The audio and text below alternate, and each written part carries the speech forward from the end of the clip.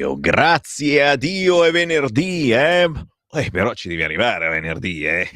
Ora che passa sto venerdì, ragazzi miei, il venerdì è un giorno importante, si fa tantissima informazione su Radio Libertà e siamo tosti, siete tosti al venerdì. Bisogna indossare l'elmetto al venerdì perché non sai cosa può accadere.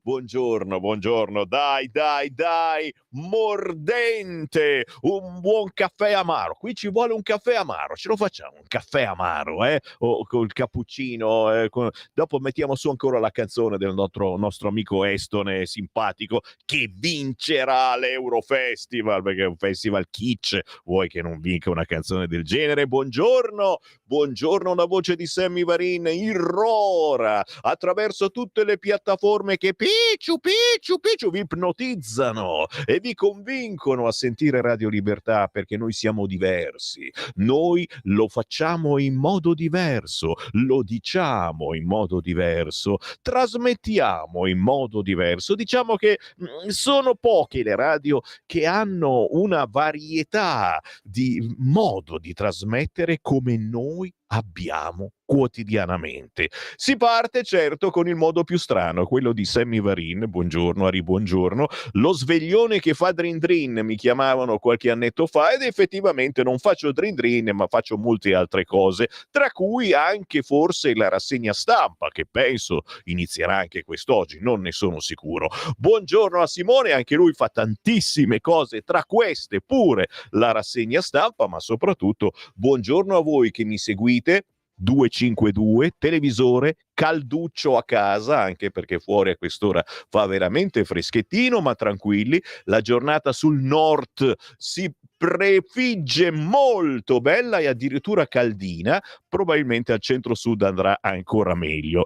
E poi buongiorno a voi appunto che state sghiacciando la vostra automobile. È bello sghiacciare l'auto ascoltando Radio Libertà, si accende la radio DAB, si clicca su DAB, si cerca Radio Libertà, siamo tutti in ordine alfabetico e si trova la voce di Sammy Varin. Buon mattino a chi invece ha scaricato l'applicazione sul proprio telefonino e ci ascolta in attesa del treno della metropolitana, anche sottoterra si sente Radio Libertà. Buongiorno a chi ci ascolta dai social. Ad esempio sulla pagina Facebook di Lega Salvini Premier ci sono milioni di italiani sintonizzati. Che onore! Oggi faremo di tutto. Sicuramente nella rassegna stampa abbiamo anche ospiti, perché non mi piace parlare da solo. I primi ospiti siete voi che mi scrivete già in questo momento per darmi il buongiorno o per sbuffare dicendo oh, anche oggi Sammy Varin non se ne può più. Sì, ci sono anche oggi. 340 6709 659 per entrare in onda con me. 340 6709 659 per entrare in onda con me. 340, sto campionando, capito? Alle 8:45 Massimo Bitonci, deputato della Lega, sottosegretario al Ministero delle Imprese e del Made in Italy. Alle ore 11 Chiara Soldani ci fa il punto della settimana, secondo una che è bella tosta come lei e che dice cose per cui bisogna sempre mutarla sui social. Alle 11:20 Pietro Licciardi di Informazione Cattolica. Alle 11:30 il Focus Piemonte con la segretaria della Lega di Ivrea che ci parlerà di sicurezza nelle piccole e medie città, non solo in quelle grandi. A mezzogiorno, siorri, terzo tempo di controinformazione, e venerdì c'è la musica indipendente. Avremo una dolcissima, ma anche questa è titillina ragazzina di nome Rebecca Magrini, ma avremo anche, signori, i Rock 80 con 2C, un gruppo che fa musica anni 70-80, rock ma non soltanto, ma soprattutto la particolarità perché il batterista di questo gruppo si chiama Francesco Rocchi. e forse qualcuno lo conosce. Forse. Intanto dai, tuffiamoci subito, tuffiamoci nelle notizie della notte. Tutti i siti sono che palle, ancora qua. Ragazzi miei, anche qui è un altro Al-Masri, non ci lo togliamo più di torno questo. Per settimane lo avremo su tutti i giornali. Del Mastro, il sottosegretario Del Mastro. Cosa vuoi sapere da me? Hai scaricato l'app? Vuoi dei soldi? Manca la canzone delle 8, ma porco d'un cane. Ma cosa, ma cioè questo Sammy Varin che cosa fa? Ma si può sapere sto Sammy Varin? Manderemo in onda Fiamma Velo con Il Bacio. Cosa ridi? Guarda che te lo do davvero. Se hai la barba più di me, ma anch'io inizio a farmela crescere, vado a periodi, no? Quindi sì, alle 8 il bacio di Fiamma Velo e manderemo anche un suo saluto perché ha appena registrato questa nuova versione, una versione orchestrale. Devi controllare che ci sia anche l'orchestra intorno a lei, veramente dolcissima. Grazie naturalmente Simone per la pazienza. Dicevamo, Del Mastro è su tutte le aperture, su quasi tutti i quotidiani. Io farò molta attenzione chiaramente ad evitare l'argomento, non perché voglia difendere Del Mastro, è indifendibile, nel senso che faccio sempre quella stima, la famosa stima della caratura del personaggio. Ci sono cascati altri esponenti di Fratelli d'Italia, signori. La caratura del personaggio. Quando si va al potere e non hai abbastanza esperienza, troppo spesso si fanno figuracce. È successo anche a noi della Lega 20 anni fa. Poi chiaramente abbiamo imparato, abbiamo studiato e si cerca di minimizzare le figuracce. Siamo esseri umani comunque. Nel caso di Del Mastro qualche figuraccia l'ha fatta, certo, ci mancherebbe altro, però basta.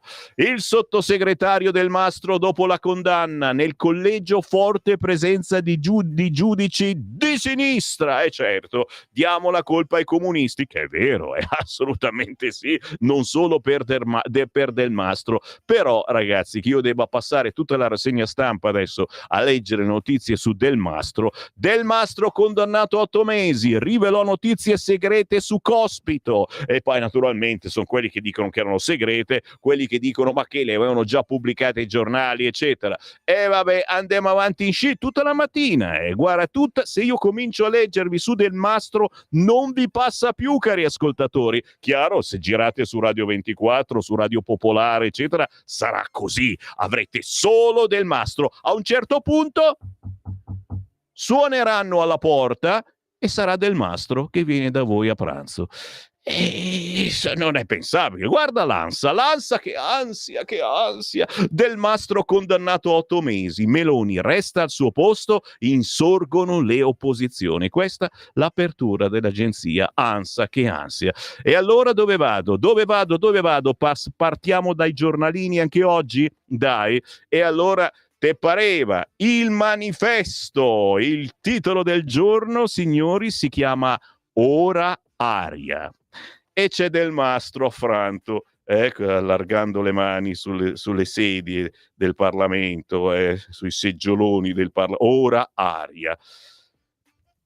Il riformista fa una domanda interessante. Conquistate? E c'è la foto di Salvini, di Tajani e della Meloni. Governo spaccato dopo l'affondo di Trump su Zelensky. Salvini ultra di Donald, Tajani tiene la barra con 2 R, Meloni tace. E proprio su Matteo Salvini, signori, oggi ci incentreremo perché ci sono vari quotidiani che parlano di lui, naturalmente male, sono quotidiani di sinistra, però, insomma, sta uscendo la notizietta che, insomma, Matteo, secondo naturalmente Repubblica, secondo la stampa, vorrebbe tornare al Viminale e si sta spingendo Matteo Salvini anche a livello internazionale, signori, già, ne parleremo. Matteo Salvini che torna a fare il ministro dell'interno, io ci firmo subito. Voi pensatela come volete. L'Unità, condannato al carcere l'uomo che voleva soffocare i carcerati, chiaramente sono le solite frasi prese in un contesto, eccetera, però come ti dicevo, ragazzi, è la pistola a Capodanno, soffocare i carcerati, ma mica solo lui, ripeto, vogliamo un gran bene ai fratelli di Fratelli d'Italia, è certamente un po' maschilista come modo di fare politica, niente, neanche una sorellina d'Italia, però è capito? Avete capito il mio messaggio? Un po' di esperienza prima di andare a fare il ministro, magari impari che, insomma, in politica ci vuole anche una certa faccia. Dove vado? Dove vado? Dove vado, signori? È al secolo XIX, certamente. Ieri avranno intervistato la Salis, oggi si intervista qualcuno dall'altra parte che dice Salis avrà una delusione. Naturalmente non è la picchiatrice, ma è quella che martella e si candida chiaramente la Salis per la sinistra, mentre noi, il centrodestra, abbiamo altre idee. Bucci punta su Picciocchi e il vice sindaco replica l'avversaria. Io burocrate? No, conosco le norme. Genova, anche Azione appoggia la candidata del Campolargo. Fratoianni, con lei vinciamo al primo turno. Fratoianni, pensa a Cospito. Come sta Cospito a proposito? Non abbiamo più notizie. Non è morto, non scherziamo, no, ma ci mancherebbe. Sta benissimo, è ingrassato nuovamente. Andiamo sul Corriere, signori. Chiaramente l'avete capito il tenore di questa rassegna stampa, per chi mi segue dalla prima volta, non è una roba seria, ecco, non pensate che siamo qua, salve a tutti, la rassegna stampa. No, cerchiamo di sdrammatizzare soprattutto i drammi che sto per leggervi. Del Mastro, condannato per il caso Cospito, la Premier resterà. Questo è il titolo di centropagina per il Corriere, che per fortuna mette in primo piano l'asse Trump-Putin. Più forte l'asse Trump-Putin. Meloni non va al vertice dei grandi a Kiev. Macron, iniziata una nuova era, rischio alto per l'Europa. E attenzione, a proposito di Europa, ve lo dico già, c'è un'intervistona con Savoini oggi sui quotidiani, quindi restate sintonizzati qui. Gli Stati Uniti al G7 e all'ONU, l'Ucraina non fu aggredita, Mosca no a truppe NATO. Questo è il Corriere della Sera. E spunta la corona da re di New York, signori. Manhattan, niente pedaggi. Tra poco leggiamo Andrea Marinelli all'interno del Corriere perché Trump comincia a dire niente pedaggi. Perdonateci, visto che qua abbiamo una certa destra, salve, siamo noi della Lega che da sempre facciamo il tifo per Trump, e ragazzi, questa cosa del pedaggio per entrare a New York è praticamente la fotocopia di quello che succede a Milano e nelle altre grandi città, l'area B e l'area C. Chissà mai che sia una battaglia che facciamo, anche che stiamo facendo, ma adesso abbiamo anche Trump che la pensa come noi. È un po' la politica che sta facendo la Lega da sempre, sosteniamo Trump è tornato al potere, Trump dice tante cose esagerando, perché bisogna chiedere tanto per avere poco, ma per avere almeno quel poco. Chissà mai che la battaglia della Lega perché Milano diventi una città per tutti veramente, e non soprattutto una città dove rischi la pelle semplicemente facendo 4 passi, perché o ti rapinano o ti violentano o ti ammazzano pure. Chissà mai che cominciamo a muoverci un attimino e spunta la corona da re di New York, generata con l'intelligenza artificiale, ma ha un suo significato, tra poco lo vediamo. Sul Corriere di spalla, ieri c'era solo un quotidiano che parlava di dimissioni, sì, non quelle del Mastro, no, del Papa, signori. Ieri ce n'era solo uno di quotidiano quotidiano noi abbiamo trovato la notizia che non esisteva. Oggi, Mago Varin, oggi questa notizia è su tutti i quotidiani. E il Corriere intervista il cardinale Ravasi. Sì, Francesco potrebbe lasciare, ma vuole vivere il giubileo. Papa Francesco farà la sua scelta se avrà delle difficoltà a svolgere il suo servizio, ma compiere almeno il giubileo è il suo grande desiderio. Il cardinale Ravasi non esclude che Bergoglio possa decidere di dimettersi a causa delle condizioni di salute e sulle fake news sulla morte del Papa accusa forte corrente anti-Francesco. È vero, abbiamo letto qualche messaggino, ieri c'era qualcuno che diceva che il Papa era già morto. Del Mastro sì, condannato per il caso Cospito, la Premier resterà, e anche questa frase chiaramente della Meloni ha fatto impressione, ma più impressione naturalmente il macabro show con le bare in diretta TV a Gaza, restituiti i 4 corpi, il giallo di Shiri Bibas e il DNA non è il suo, cose veramente brutte, bruttissime.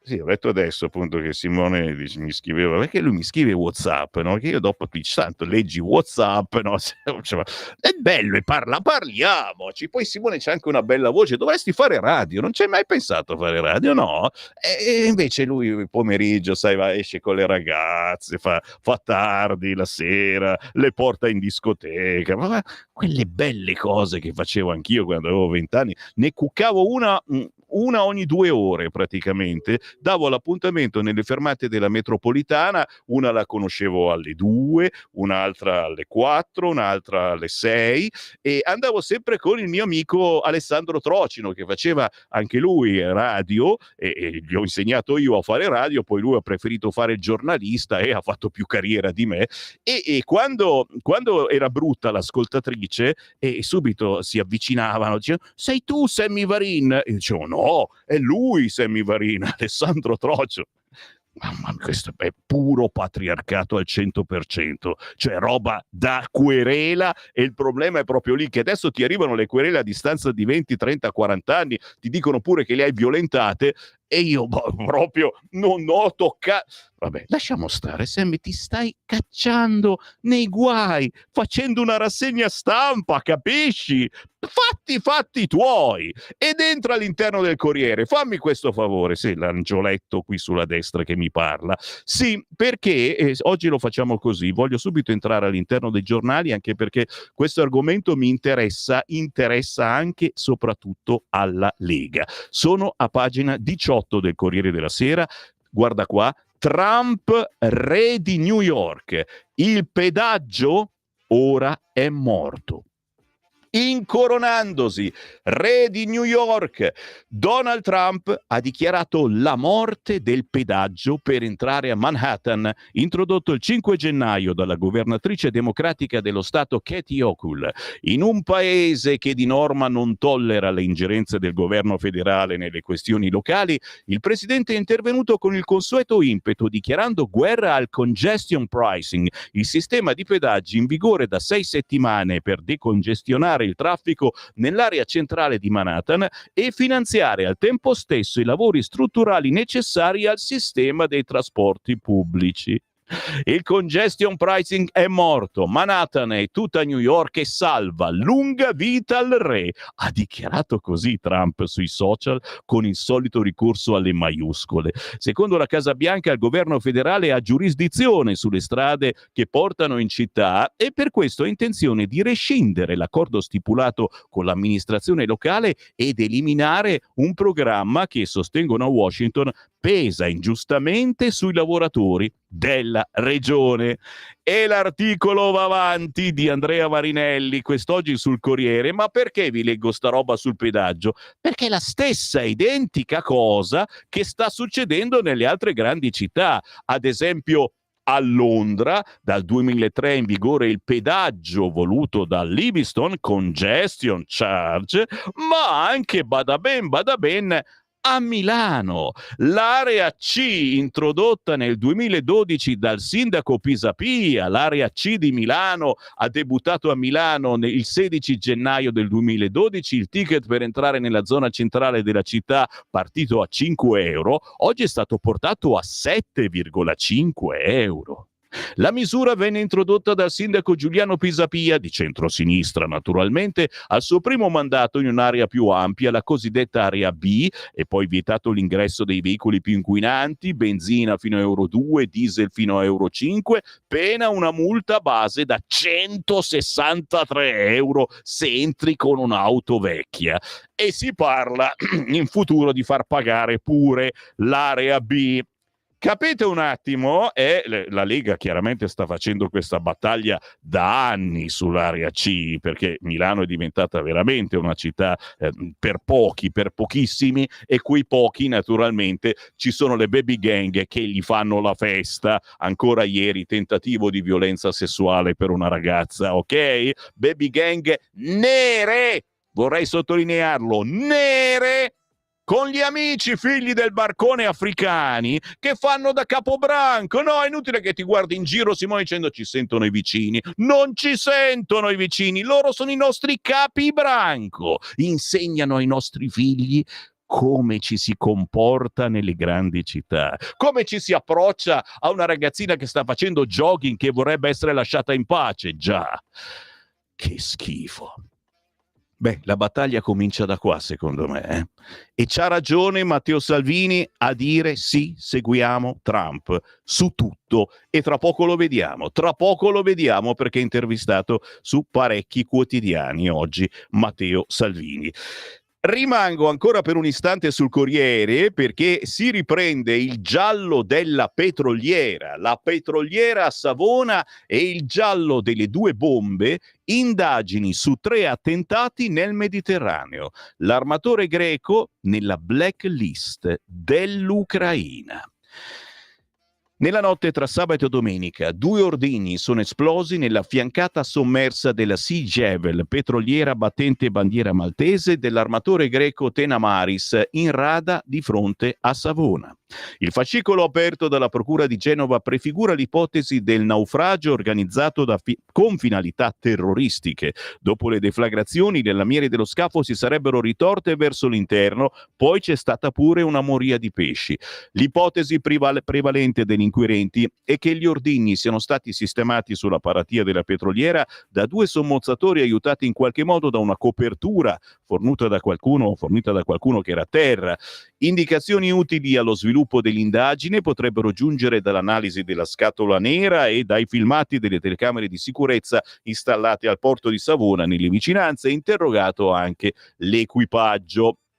Stiamo a vedere cosa succederà e soprattutto cosa c'è dietro questo attentato alla petroliera, cosa commerciava, guarda un po', chissà cosa, la petroliera, e soprattutto di chi era il petrolio che stava portando di chi e di là. Il Fatto Quotidiano, in centropagina: la pace di Trump sfascia il governo e l'opposizione. Spaccati, Salvini contro Meloni, Conte anti-armi, mezzo PD in piazza per Kiev, autosanzioni inutili, l'Unione Europea le alza alla Russia, gli USA le cancelleranno, Kellogg va da Zelensky. Mi fa sempre venire fame quando leggo sto Kellogg, vabbè. Comunque, come vedete, tutti contro tutti quest'oggi sul Fatto Quotidiano. Abbiamo ancora una manciata di minuti, chiaramente votate il vostro quotidiano preferito, ascoltatori. Siorri, votate il vostro quotidiano. 340 6709 659. Quale devo leggere? Il Giornale. Subito Luca mi scrive così, ok, sono qua. Il Giornale. Ucraina, parla Meloni. Se oggi si tratta è perché abbiamo difeso Kiev e libertà. Libertà siamo noi, naturalmente, Radio Libertà. La Premier telefona a Trudeau, rivendica l'aiuto a Zelensky, chiede di lavorare con gli USA per la pace. Attesa e cautela, scrive Adalberto Signore oggi sul quotidiano Il Giornale. Aspettando di capire quali saranno i passi avanti del negoziato e avendo ben chiaro lo stile di Trump, Giorgia Meloni resta sulla linea del wait and see. Siamo sempre sul Giornale, Ravasi non chiude alle dimissioni e siamo naturalmente alle dimissioni non di Del Mastro ma del Papa. Papa in miglioramento, l'addio non è più tabù. Ancora un lieve miglioramento per Papa Francesco al 7° giorno di ricovero e intanto c'è chi nella Chiesa parla di dimissioni possibili. Anche il PD parla di dimissioni possibili, anzi obbligate, da parte chiaramente di Del Mastro, scrive il giornale, condannato contro il parere dei PM, ma Giorgia lo blinda. L'editoriale di Alessandro Sallusti, stare da una parte, quella dell'Italia. Sono ore di grande confusione, saltano schemi, vacillano convinzioni. Fa un certo effetto vedere i pacifisti di sinistra tanto imbarazzati da non proclamare santo subito Donald Trump che sta ottenendo a modo suo il fine guerra in Ucraina. E altrettanto imbarazzo serpeggia tra le file dei conservatori alle prese con il teorico capo dei conservatori mondiali, Trump, che fa comunella con il comunista e arcinemico Putin, scaricando malamente il loro nostro eroe Zelensky. Dopo il mondo al contrario, ecco a palesarsi il mondo alla rovescia. Ci vorrà un po' di tempo e fatti concreti per prendere le misure e capirci qualcosa. In Italia i colpi di scena quotidiani stanno mettendo a dura prova entrambe le coalizioni, al loro interno divise e incerte sul da farsi, ma rispetto alla bagarre politica e mediatica forse è meglio mettere un paio di paletti, tanto per chiarezza. Il primo è che se l'Europa è giunta all'appuntamento impreparata, debole e quindi vulnerabile, la colpa è di chi l'ha gestita negli ultimi 30 anni, cioè di quel centrosinistra che ha seguito sciagurate mode e prodotto complicate regole, invece che occuparsi di difesa ai soldoni, oltre ad avere fatto passare chi non era dei loro per pericolosi fascisti. Il secondo paletto riguarda il ruolo di Giorgia Meloni, che con l'inadeguatezza europea c'entra ben poco, essendo entrata nella stanza dei bottoni di Bruxelles soltanto pochi mesi fa con il nuovo governo di Ursula von der Leyen. Chi ha combinato cotanto disastro ora le chiede con termini perentori di scegliere da che parte stare, come se si stesse giocando a testa o croce. Immagino che lei starà, quando le cose si chiariranno, innanzitutto dalla parte degli interessi dell'Italia, che, non essendo una superpotenza mondiale, partecipa sì al grande gioco del potere, ma in modo proporzionale alle sue forze. Per intenderci, penso che sia suicida anche solo pensare di rompere tanto con l'America quanto con l'Europa. Certo, siamo nel mezzo di una vera bufera non voluta né provocata, e in questa situazione la prima cosa da fare è tenere i servi saldi, i nervi saldi. Pardon. Signori, Alessandro Sallusti quest'oggi sul quotidiano Il Giornale con Luigi Mascheroni che ritorna sulla canzoncina di Tommy Cash, il rapper estone che sta suscitando polemiche per il suo pezzo, non l'avete ancora sentito, Espresso Macchiato, che rappresenterà l'Estonia al prossimo Eurovision Song Contest. Chiaramente ci piglia per il culo, però fa ridere e potrebbe anche vincere, devo dire, anche perché l'Italia non sa ancora con chi parteciperà. Il vincitore del Festival di Sanremo, che a rigore dovrebbe parteciparvi, ha detto ma c'ho impegni, c'ho un fracco di serate ormai fissate, non so. Chiaramente se non dovesse partecipare lui, io sarei anche più contento, perché personalmente mi piace di più quello arrivato secondo. Stiamo a vedere, stiamo a sentire cosa succede. Adesso c'è la pausa, me ne vado. Che cacchio, dove vai? Restate lì perché tra pochissimo entriamo all'interno del quotidiano Il Giornale. Oggi lo facciamo così e che c'è tanta roba buona veramente che dovete godere quest'oggi. Fermila, cosa volevate fare? Eh sì, mandiamo il saluto perché alle 8 ogni giorno c'è in onda un pianista, una pianista. E il bello di quando c'è Sammy Varin, mamma mia quanti messaggi che mi avete inviato, siete pazzi veramente, tra poco li leggiamo. Il bello è che da quando la rassegna stampa la fa Sammy Varin, io vi mando in onda ogni mattina alle 8 una pianista, è un pianista, e per formare una certa atmosfera anche di riposo per le vostre orecchie dopo la prima mezz'ora di voce di Sammy Varin che declama le prime pagine dei quotidiani, oggi abbiamo la nuova canzone Il bacio di Fiamma Velo, nuova perché orchestrata tutta nuova. Intanto sentiamo la Fiamma che ci manda un saluto. Ciao a tutti ascoltatori di Radio Libertà. Oggi vi faccio ascoltare Il bacio, una mia composizione composta, quando avevo 19 anni e 10 anni dopo l'ho riarrangiata con un ensemble d'archi, flauto ed arpa, proprio per esprimere in musica la sensazione di un bacio. Spero di avervela trasmessa e di regalarvi un piccolo sogno. Vi mando un bacio a tutti. Ciao.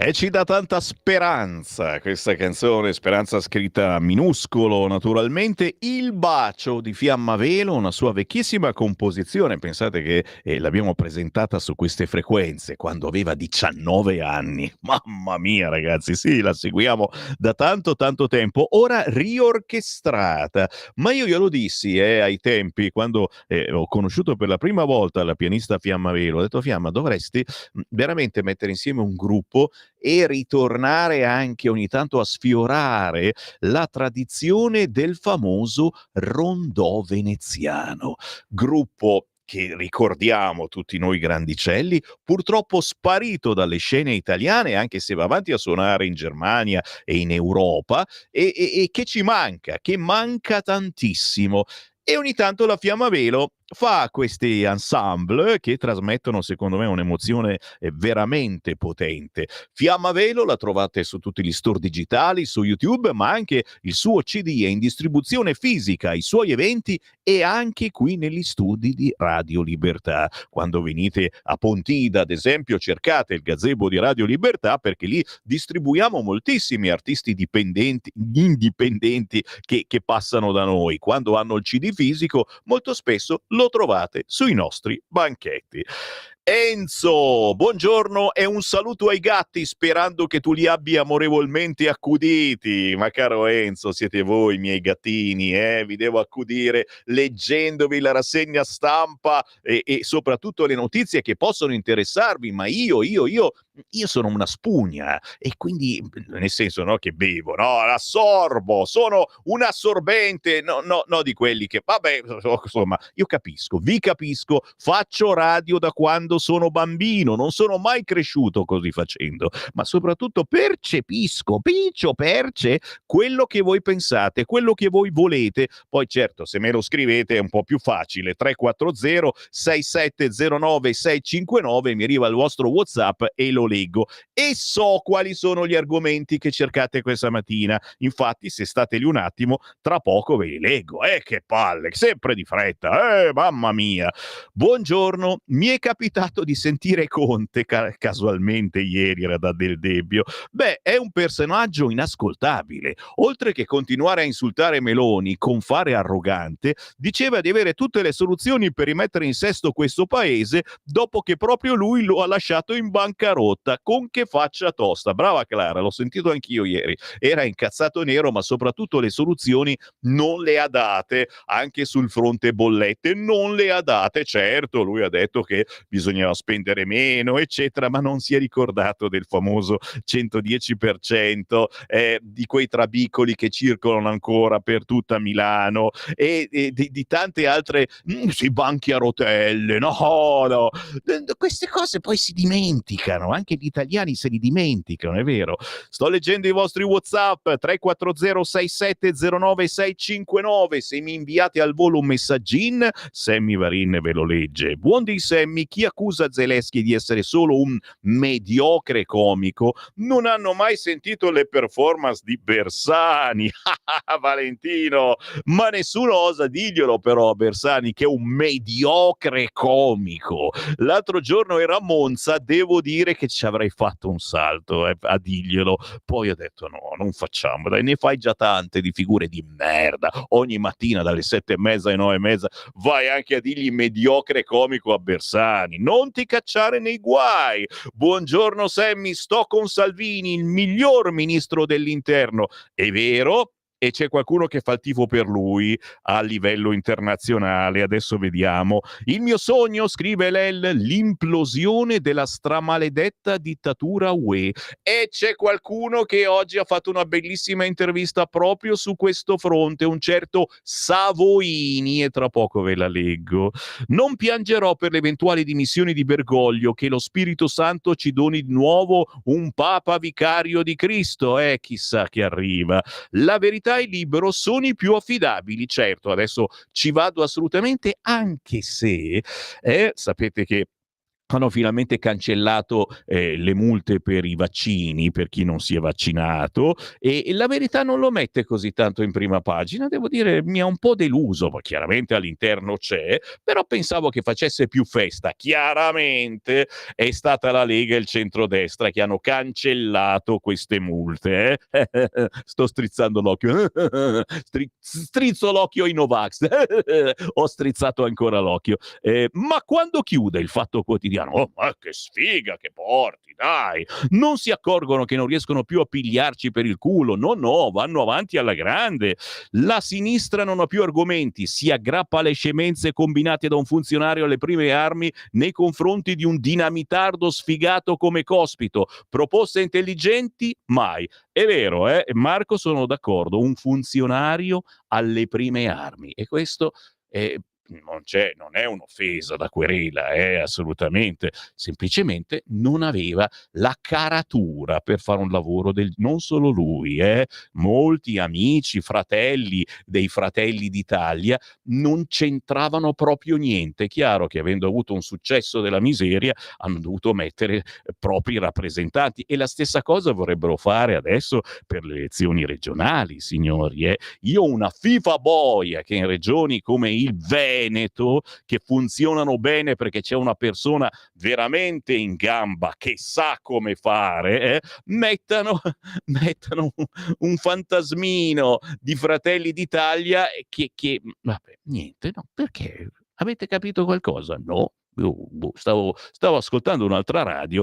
Mario, ma questa opposizione non sa fare altro che chiedere le dimissioni di ministri e personaggi vari del governo. La loro cura per l'Italia è sfasciare e basta. Meno male che sono stati capiti e lasciati perdere. Vero, vero, vero, vero. Ma lasciatemi tuffare sui quotidiani. Voglio nuotare nei quotidiani e sono tornato sul quotidiano Il Giornale perché, a proposito della pandemia, anche oggi uno speciale intitolato 5 anni dalla pandemia, a pagina 16 del quotidiano Il Giornale: basta lockdown alla Conte, chiusure decise in Parlamento. Nel nuovo piano pandemico stop ai DPCM, eppure gli interventi restrittivi erano già stati esclusi da Speranza, scrive Felice Manti. I vaccini andranno utilizzati insieme a protocolli di cura efficaci e presidi terapeutici disponibili.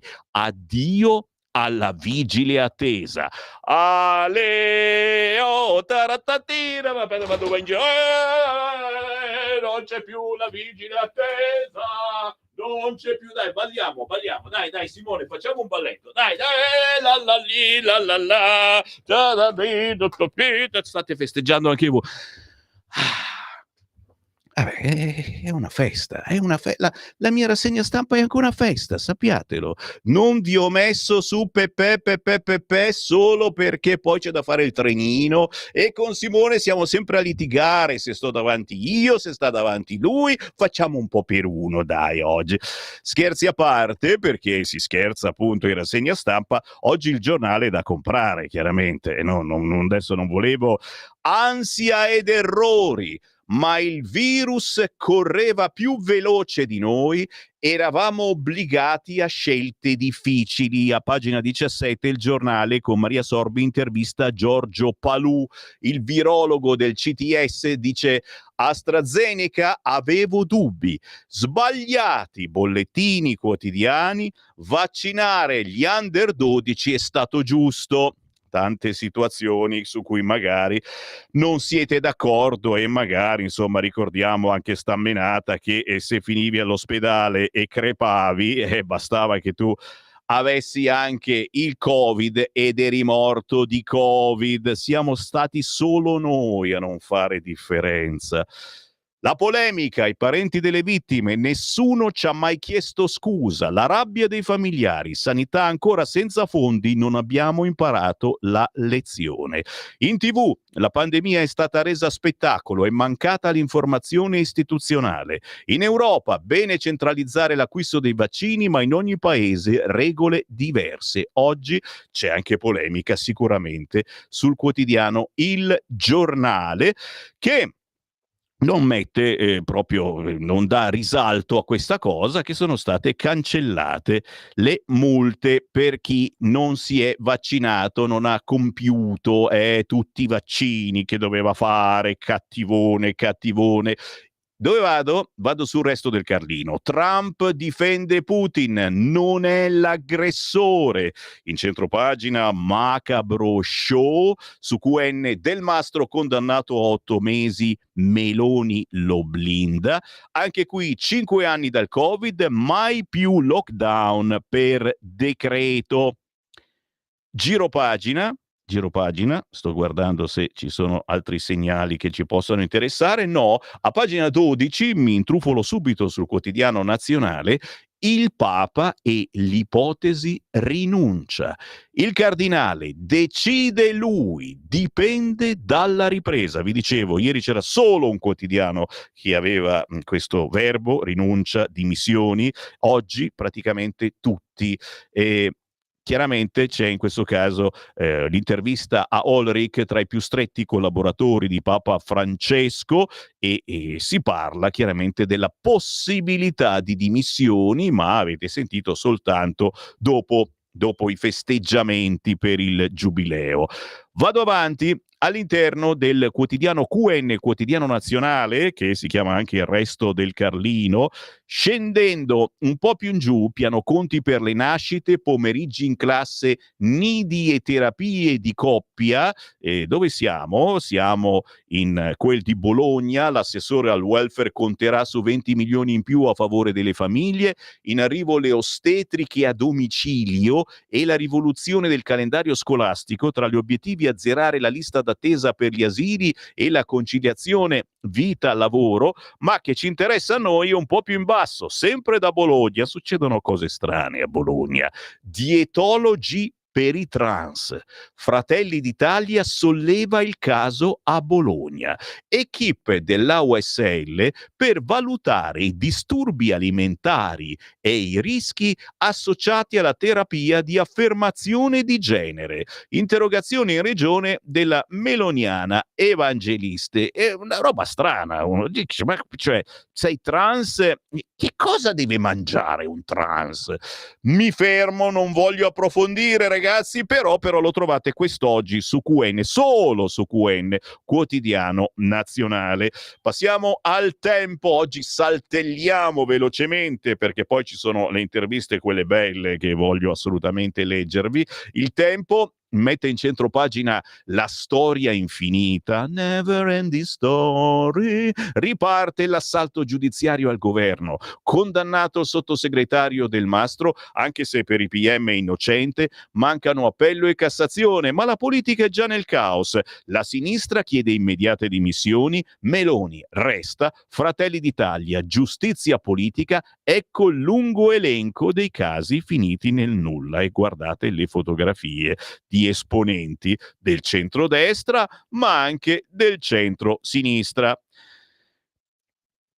Bello il Tempo di Osho. Conto salato per le buche di Roma. Lo sapete, Roma città eterna, ma le buche che non ha, ragazzi, fanno consumare più carburante. Questa è l'ultima situazione, che è vero, però, conto salato per le buche di Roma, fanno consumare più carburante. E la vignetta che con la ragazza che sta per comprare l'automobile e dice: ma questa quante buche fa con 1 litro?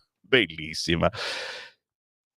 La tregua in Medio Oriente, l'ultimo show macabro di Hamas, esposte bare con gli ostaggi morti. Netanyahu: regoleremo i conti. Ma anche la trattativa per la pace, scintille Trump-Zelensky, spunta il piano Francia-UK, ma Mosca dice no e l'Italia lavora per la pace. Di spalla l'editoriale di Tommaso Cerno, la rivelazione del segreto di Pulcinella, parlando naturalmente del signore qui inquadrato. Da ieri nel codice penale c'è il nuovo reato di di rivelazione del segreto di Pulcinella. Gli 8 mesi a Del Mastro, dopo la richiesta di assoluzione dei PM, resuscitano l'idiomatismo italiano che indica un segreto che non è più tale. In questo caso il reato di segreto di Pulcinella è perfino reiterato. Primo, segreto di Pulcinella è che le toghe rosse abbiano ricominciato la campagna giudiziaria contro il governo Meloni come ci avevano abituati i ben più cazzuti padri con Berlusconi. Secondo, è un segreto di Pulcinella che se pubblichi le chat private di un partito, dei suoi parlamentari e di un premier, oppure ti infiltri per mesi dentro Fratelli d'Italia per riprendere le riunioni di nascosto, non ti succede niente. Ma si dice a un parlamentare che il PD è andato a trovare in carcere Cospito e un mafioso per il reato di lesa maestà del partito intoccabile, ti becchi 8 mesi. Terzo, è un segreto di Pulcinella che lo sciopero della fame di Cospito era un favore politico a quella sinistra che vuole abolire il 41 bis, tanto che non appena il caso Del Mastro è diventato un'inchiesta, l'anarchico Cospito ha sospeso il famoso sciopero della fame. Così Tommaso Cerno quest'oggi sul quotidiano Il Tempo, ricco, deve dire, ricco di emozioni. Per fortuna è uno dei pochi quotidiani che parla del governo che è al lavoro con nuove misure per il caro bollette e io ci vado immediatamente dentro. Partendo da pagina 9, dove si scrive finisce l'era dei lockdown, Meloni record di fondi in sanità. La Premier, la direzione scelta è quella giusta, anche se c'è ancora da fare. Il governo aggiorna il piano pandemico. Bignami di Fratelli d'Italia, il lockdown non c'è. Siamo sul Tempo, pagina 9, che parla esplicitamente del milleproroghe. Diventa legge il milleproroghe, stop alle multe per i Novax. Si riapre la finestra della rottamazione quater, ne parliamo tra poco alle 8.45, arriva Massimo Bitonci, per chi aveva già aderito ma era decaduto per il mancato pagamento. Niente ulteriore rinvio invece per l'entrata in vigore dell'obbligo per le imprese di stipulare un'assicurazione contro gli eventi catastrofici. Arriva poi lo stop definitivo alle multe non pagate da coloro che non si sono sottoposti alla vaccinazione per il coronavirus. Grazie Lega, lo dico io.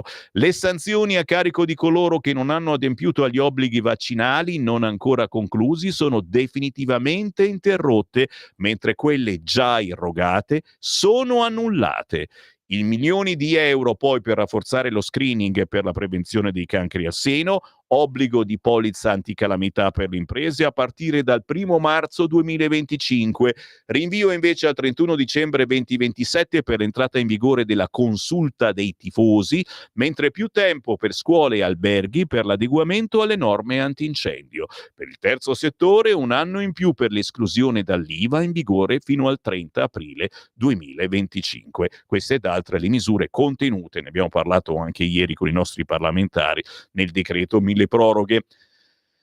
Bel paginone con Dario Martini che ha intervistato quest'oggi sul Tempo Vannia Gava contro il caro bollette, misure di sostegno alle imprese e potenziamo il bonus fiscale. La ricetta del viceministro: imparare dal passato ed evitare di ricadere nella dipendenza da un unico fornitore. Il governo sta preparando una serie di misure per affrontare il caro energia che si ripercuote sulle bollette che pagano imprese e famiglie. Ne abbiamo parlato con il viceministro all'ambiente Vannia Gava della Lega. Picchi del costo dell'energia elevati stanno penalizzando i portafogli degli italiani. Cosa farete? I prezzi del gas e di conseguenza dell'energia elettrica, dice Vannia Gava, sono in aumento, pur restando lontani dai livelli critici della crisi del 2022. Per sostenere i cittadini stiamo lavorando a un potenziamento del bonus sociale, ampliando la platea dei beneficiari attraverso un innalzamento della soglia ISEE.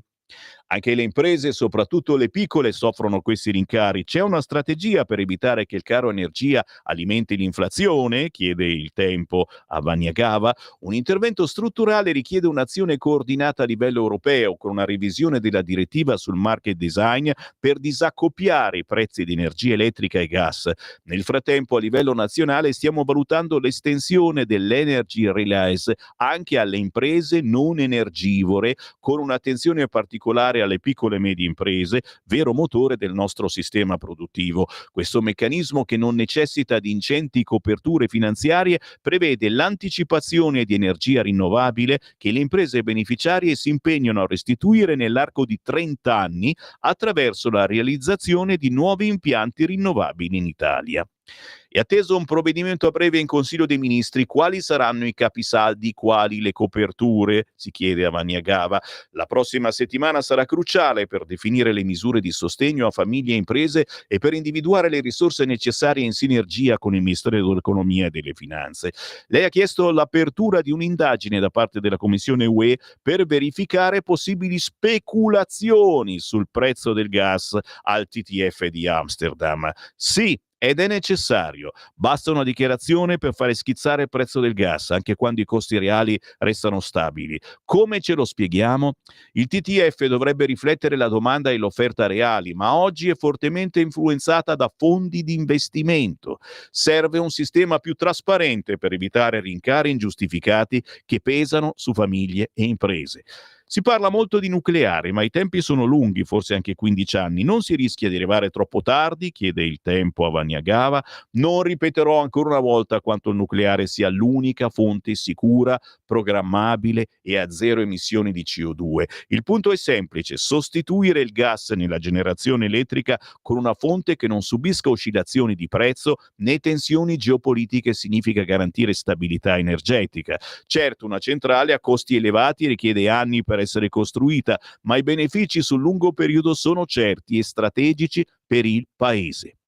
La possibile pace in Ucraina potrebbe rimettere in gioco le forniture russe da cui ci siamo svincolati? Sin dall'inizio della guerra, dice Vaniagava, l'Italia ha puntato sulla diversificazione energetica, rafforzando la propria sicurezza e ruolo di hub nel Mediterraneo. Questa strategia, alla quale ho personalmente lavorato in qualità già di sottosegretario di questo ministero, è stata apprezzata dalla Commissione europea ed ha contribuito alla sicurezza energetica dell'intero continente. In un contesto geopolitico incerto è fondamentale imparare dalle lezioni del passato ed evitare di cadere nella dipendenza da un unico fornitore. Infine, con la nuova politica di Trump e le richieste di cambiamento che arrivano dalle forze politiche in Europa, c'è da aspettarsi un rallentamento del Green Deal. Il Green Deal è nato in un'altra era politica, con presupposti ormai superati. Il mondo sta cambiando, gli Stati Uniti con Trump rilanciano le imprese, la Cina gioca una partita commerciale sempre più aggressiva, l'India cresce rapidamente. L'Europa non può restare l'unica a imporre vincoli che rischiano di danneggiare la propria industria. Come Ministero dell'Ambiente e della Sicurezza Energetica abbiamo il dovere di tutelare sia le imprese sia l'ambiente. Con la tecnologia e l'innovazione è possibile ridurre l'impatto ambientale senza frenare la crescita. Serve un Green Deal realistico che garantisca sviluppo sostenibile e costi energetici accessibili. Così quest'oggi Dario Martini intervista Vaniagava della Lega sul quotidiano Il Tempo. Finalmente qualcosa si muove da parte del governo. Ho 3 minuti e faccio veloce. La Repubblica, condannato Del Mastro, l'ombra delle dimissioni per la salute del Papa. Guarda come la mette giù chiara. La vergogna di Hamas sulle bare della famiglia Bibas. Ma all'interno, a pagina 5, la difesa di Meloni, resti al suo posto, Schlein che risponde eversivi, ma che interessa a noi la polemica su Piantedosi. Alessandra Ziniti va a leggere X, Piantedosi bocciato dai sondaggi su X, guardo avanti. È Stroppa, l'uomo di Musk, che insiste contro il capo del Viminale e rilancia Matteo Salvini. 2 sondaggi dell'uomo di Elon Musk in Italia su di lui nel giro di 24 ore. Le aspre critiche in Consiglio dei Ministri di Francesco Lollobrigida per il mancato scioglimento per mafia del comune di Bari, e il ministro dell'Interno Matteo Piantedosi si ritrova nel mirino di quello che a prima vista potrebbe sembrare un fuoco amico che punta alla sua poltrona, quella su cui, dopo la soluzione al processo Open Arms, Matteo Salvini tornerebbe volentieri a risiedersi. Che succede a risiedersi? Che succede al Viminale? Ufficialmente da Piantedosi non arriva altro che un laconico no comment. Non ti curar di loro, ma guarda e passa. La riflessione che il ministro, citando il celebre verso di Dante Alighieri, ha condiviso con le poche persone con cui ha commentato la nuova iniziativa di Andrea Stroppa. Dopo il primo sondaggio in cui poco più di 1 miliardo di utenti di X ha dichiarato in larga maggioranza di sentirsi meno sicuro da quando Piantedosi al Viminale, ieri il plenipotenziario di Elon Musk in Italia è tornato alla carica in maniera molto più decisa, chiedendo un voto sul miglior ministro dell'interno tra gli ultimi 4. E, ancora una volta, l'esito parziale tira la volata a Matteo Salvini, sempre sostenuto da Musk, relegando Piantedosi all'ultimo posto, staccatissimo, peggio di Marco Minniti e Luciana Lamorgese. Qua mi fermo, chiaramente, per chi fate il voto, per chi avreste votato voi, 3406709 inviatemi i vostri WhatsApp, perché attenzione, tra pochissimo li leggo, ma soprattutto tra pochissimo già c'è pure su Repubblica l'intervista a Matteo Salvini. Stai ascoltando Radio Libertà. la tua voce libera, senza filtri né censura. La tua radio.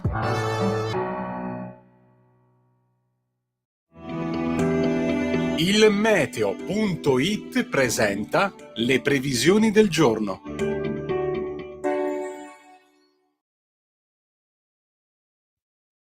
La fotografia odierna vede temperature in aumento e sole prevalente sulla nostra penisola. Al mattino cielo azzurro, salvo residui banchi di nebbia in Valpadana e nubi sparse tra le isole maggiori e la Liguria, con anche qualche isolato piovasco.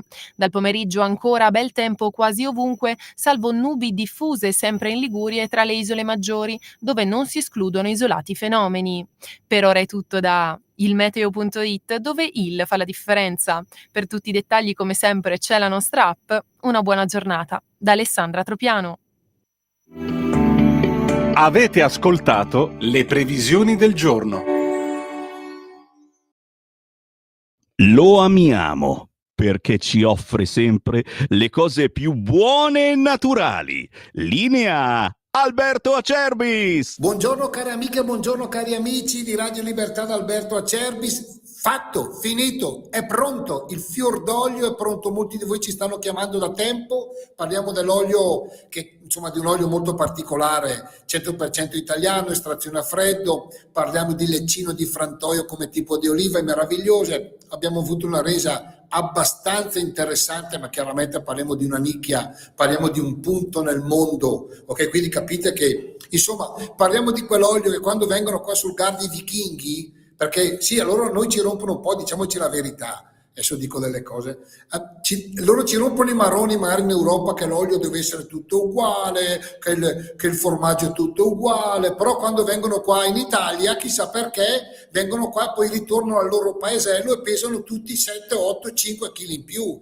e chissà perché nel baule ci buttano l'olio, ci buttano il vino, ci buttano il formaggio, un motivo ci sarà. Se volete il fior d'olio, 4 lattine da 1 litro di un olio pazzesco da mettere lì sotto chiave, se no il parentado ve lo porta via, ma parliamo di una roba meravigliosa, dovete chiamare questa mattina perché io non ce l'ho per tutti il fior d'olio, 4 lattine da 1 litro, casa vostra, trasporto non lo pagate, 78 euro. 78 euro. Allora, se lo volete chiamate questo numero 030 68 44 08 030 68 40 408. Parliamo di un olio molto importante, di un nutraceutico. Bevetene un cucchiaino la mattina, è un olio è meraviglioso. Per me chiamarlo olio extravergine di oliva vuol dire un po' anche svalutarlo. Il fior d'olio. Siamo qua, imbottigliamo tutte le mattine nella nostra azienda agricola. Fate come volete voi, 030 68 44 08 oppure olioacerbis.com. Alla prossima!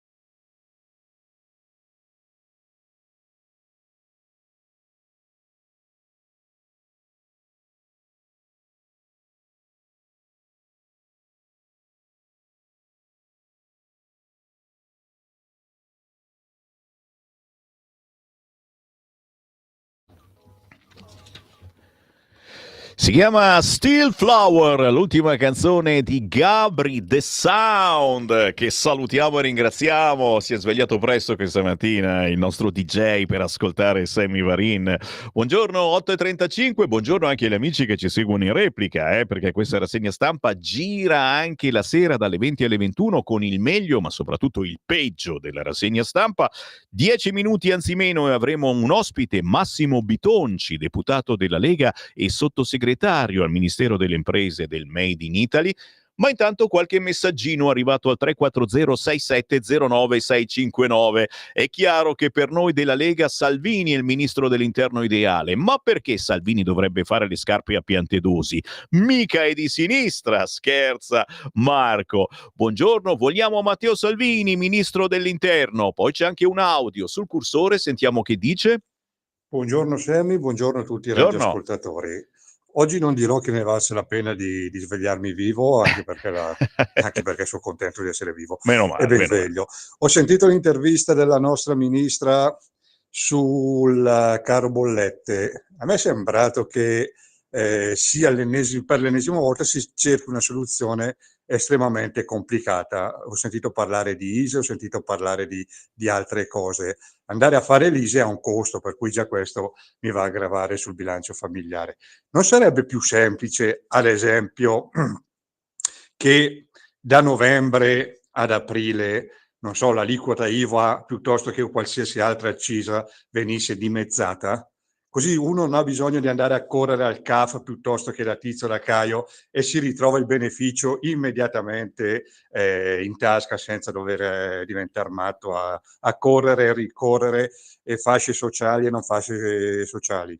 Ecco, detto questo, ti auguro una buona giornata e auguro a tutti quanti una buona vita. Giovanni da Bergamo. Grazie Giovanni. Stiamo a vedere che succede, perché poi bisogna fare anche i conti con l'Europa, questo è il problema, perché se fai troppe cose ti dicono aiuti di Stato. Torniamo su Repubblica per un attimo, perché c'è l'intervista a Matteo Salvini. Matteo Salvini a pagina 7 del quotidiano Repubblica. Noi con Donald sta facendo grandi cose. Ursula vada dove vuole, scrive Lorenzo De Cico.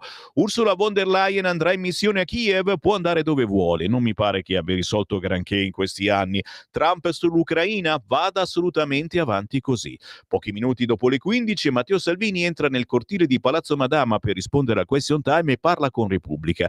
Il vice premier stavolta non sfoggia il cravattone rosso GOP, ma al solito è informato ultra trampiano. Da 48 ore le dichiarazioni del tycoon hanno creato sconcerto nelle cancellerie di mezza Europa, ma per il segretario della Lega, che a differenza di Giorgia Meloni ha sostenuto il presidente in carica dall'inizio della campagna elettorale, non c'è nulla di cui scandalizzarsi, nemmeno davanti alle più recenti affermazioni dell'inquilino della Casa Bianca, che ha definito il presidente ucraino Zelensky un dittatore comico mediocre. Vicepresidente Salvini condivide le parole di Trump su Zelensky dittatore? Salvini non fa una piega, non mi metto a giudicare le parole, io bado ai fatti e Trump sta facendo grandi cose in questi primi giorni di mandato. I fatti per il capo del carroccio sono questi: confido che Trump riesca a portare la pace, cosa che né Biden né l'Unione Europea con von der Leyen hanno fatto negli ultimi anni. Trump sta portando al tavolo Russia e Ucraina, mi pare già questo un grande risultato. Dunque aggiunge, vada avanti così, assolutamente, fino in fondo. Ma i giudizi feroci su Zelensky? No, guardo ai fatti. Semmai Salvini ne ha per chi ha criticato le sortite del presidente americano. Chi attacca Trump evidentemente non fa un buon servizio alla pace. L'importante adesso è che smettano di sparare i cannoni. Parole al miele per il commander in chief degli Stati Uniti, gelate invece per la Presidente della Commissione Europea. Von der Leyen sta organizzando una missione a Kiev, per quanto mi riguarda può andare dove vuole, non mi pare che abbia finora risolto granché. In politica estera lo schema di gioco del capo del carroccio è chiaro, avanti tutta a fianco degli USA versione MAGA, molto più che con l'Unione Europea, o almeno con questa unione ha tradizione PPE socialisti. Prima di entrare in Senato lo ribadisce anche in un post mattutino in cui descrive con parole di sacrosanto buonsenso, quelle di Trump sull'Unione Europea, che non si occuperebbe a dovere di migranti. L'Europa, lenta, in alcuni casi complice, non può fare finta di niente davanti all'emergenza dell'immigrazione clandestina. Glissa però Salvini sul sondaggio lanciato dall'uomo di Elon Musk in Italia, Andrea Stroppa, che lo incoronerebbe come il più popolare tra i ministri degli interni passati e presenti. Non commento i sondaggi. Finito il question time in cui rivendica il nuovo codice della strada perché ha salvato 55 vite, difende il ponte sullo stretto e annuncia a brevissimo in Consiglio dei Ministri il decreto sul riordino delle accise. Salvini si ferma a parlare di nuovo, stavolta con un gruppo di cronisti. Insiste su Trump, poi rilancia la rottamazione delle cartelle. Il DDL sulla pace fiscale l'abbiamo già presentato in Senato e arriva in Commissione Finanze la settimana prossima. Disegno di legge solo leghista per adesso, anche se Salvini si mostra conciliante. Ovviamente l'obiettivo è fare un documento di tutta la maggioranza, perché aiutare 20 milioni di italiani in difficoltà con l'Agenzia delle Entrate non è un obiettivo solo della Lega. Se ne è parlato anche nel vertice mattutino a Palazzo Chigi con Tajani e Meloni, ne parliamo da tempo, il vertice è andato bene. Di che avete discusso? Di Milan, risata e via, di ritorno al Ministero. E parleremo tra pochissimo proprio di rottamazione sì e patrimoniale no, in compagnia di Massimo Bitonci. Solo un attimo ancora sul quotidiano Repubblica, che però oggi è pieno di emozioni, con l'intervista alla sovranista britannico Nigel Farage. Chiedo scusa, sta arrivando un grande cambiamento. L'Unione Europea ha i giorni contati, scrive Paolo Mastrolilli. Da Meloni avrei preferito posizioni più dure verso Bruxelles, ma sta facendo un lavoro fantastico che ora aiuta anche me. La Russia è senza dubbio una minaccia, ma Trump ha ragione a negoziare la pace con Putin. L'importante è che Kiev sia coinvolta. Questo e d'altro quest'oggi a pagina 11 del quotidiano Repubblica, che intervista Farage. E chiaramente chi è interessato, ai voi, dovrete comprare Repubblica. Da Repubblica alla Stampa, no, troppe emozioni fanno male al cuore, ci ritorniamo sulla Stampa, ma adesso andiamo sul quotidiano La Verità, che apre con: attaccano Trump, ma l'unica alternativa è la sconfitta. Lui è brusco, Putin brutale, tuttavia bisogna affrontare la realtà. Politici e giornalisti non vogliono rendersi conto che non c'è, e non c'è mai stata, possibilità di vincere la guerra a Kiev, per cui è meglio arrivare alla tregua il più in fretta possibile per evitare ulteriori morti e distruzioni. In centropagina IPM va assolto, invece i giudici condannano Del Mastro, la Meloni gli fa scudo. E ancora sulla Verità, il CSM boccia le nomine di Lovoi, non motivate e quasi solo di sinistra. La fretta di scrivere tra gli indagati premier e ministri prima di volare a Mauritius. Ancora, il presidente del TAR friulano, sentenze sui migranti, molte toghe dissentono. Durante l'inaugurazione dell'anno giudiziario, il presidente del TAR del Friuli Venezia Giulia ha smontato il mito di una magistratura monolitica e attaccato i colleghi, denunciando che spesso l'ideologia si trasforma in pregiudizio. Siamo sempre sul quotidiano La Verità. Papa in ospedale, i cardinali parlano delle sue dimissioni. Tra cardinali le dimissioni del Papa non sono un tabù. Ravasi, se non potesse più comunicare, penso lo farebbe. E anche i cardinali di Marsiglia e Barcellona confermano: le norme lo prevedono. Intanto la salute di Francesco è in lieve miglioramento.